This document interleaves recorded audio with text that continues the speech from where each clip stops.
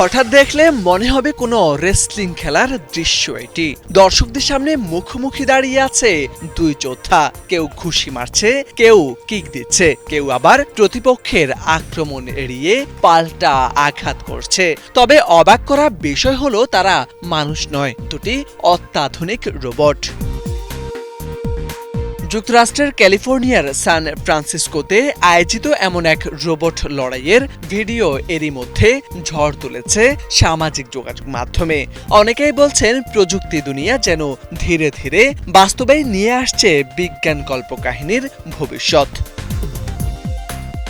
Virtual রিয়েলিটির উদ্ভাবক 6 leave এক্সে share করা ভিডিওতে দেখা যায় চীনা প্রযুক্তি প্রতিষ্ঠান ইউনিট্রির G1 এবং ইঞ্জিন এআই এর G800 মডেলের রোবট প্রথমবারের মতো প্রকাশ্যে লড়াইয়ে অংশ নেয়। ঠিক যেন বক্সিং রিং এর মতো ঘেরা জায়গায় দুই রোবট একে অপরকে ঘুষি ও কিক মারছে। পুরো সময় জুড়ে একজন মানুষকে দেখা যায় রেফারির দায়িত্ব পালন করে ম্যাচ পরিচালনা করতে।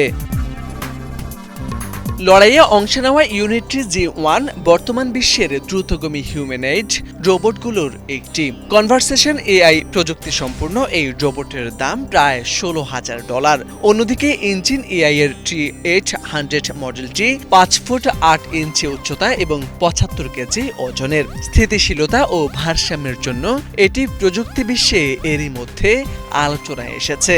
এর দাম প্রায় $25,000।